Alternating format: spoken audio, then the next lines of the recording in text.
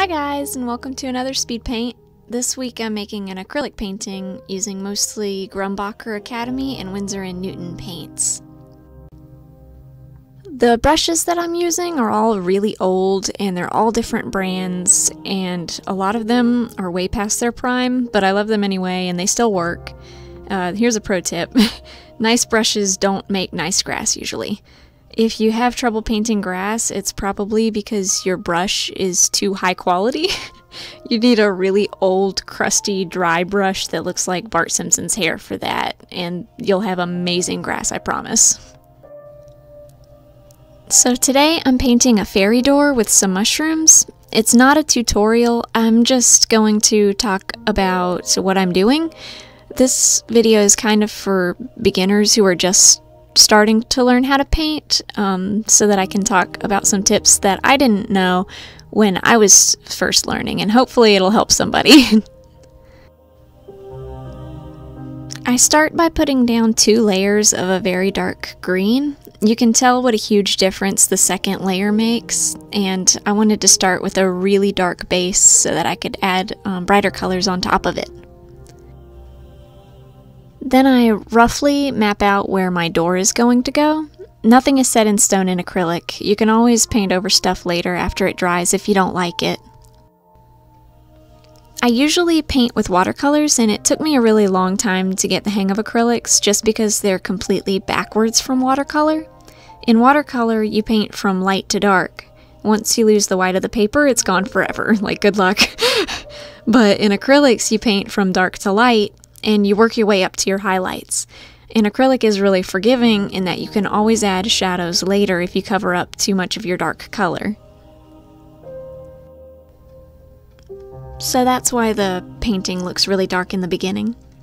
I did a little sketch with paint in my sketchbook, and that's what I'm working from now. I wanted to paint a little fairy door in the side of a grassy hill with some mushrooms. I wanted to get the door and the little stone frame first because I knew there would be a lot of foliage around it in the foreground. So usually you start with things farther away. I'm not the best at this because I get really impatient and I skip around to different parts of the painting a lot, and I will trip myself up a lot of the times. I worked on the door a lot more than I showed in the video, but it was really tedious to watch, so I cut it out. Just first it was too bright, then it was too dark, and then it was too bright, and I just kept going back and forth until it looked like wood to me. And that's the same with the grass. I went over it so many times that it got tedious. I just kept going over it with a little bit lighter color every time to give it a layered look until I liked it. It's just a lot of patience.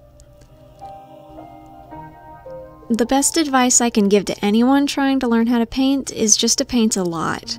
When I was learning, I filled up my sketchbook with little squares of different colored paint and used them to practice making tiny paintings. That's also a good way to not waste any paint. If you have any leftover paint on your palette when you're done, just put it in your sketchbook and use it later for practice paintings or art journaling. And another thing I didn't put in the video is putting in the shadows under the little white dots on the mushrooms. It just gives them that little boost they need to look more real, and it was something that didn't even occur to me until years after I started painting them. And then I added a doorknob and lots of those little purple clover things that pop up in springtime. You know the ones. I tried to use lots of different shades of purple to make them more dimensional. And then I added little white flowers just because that looks really magical to me. And the last thing, I just added one more little highlight to the stones to make them stand out better. I started making these little doors after I challenged myself to a 30-day fairy challenge on Instagram. The plan was to paint 30 fairies, but I got bored really easily, so I started painting other fairy-related things. Like fairy doors. I also already failed the challenge after the holidays because I got behind and I couldn't catch up, but I'm still determined to finish. I think for the next challenge that I do, I want it to be a ghost challenge. I am a huge fan of the paranormal, and I love making spooky paintings, and I really want to make more of those. I posted a video on my channel months and months ago of a ghost in a cemetery with a cemetery angel, and I loved how that one turned out, and I got so much good feedback on it, and I've been wanting to make more ghost paintings lately. Somebody left a comment on that video telling me about a cemetery in Savannah. I'm not sure how to pronounce it, but it's a beautiful cemetery, and I want to do more paintings like that. So I think that's what the plan is after I finish the fairy challenge.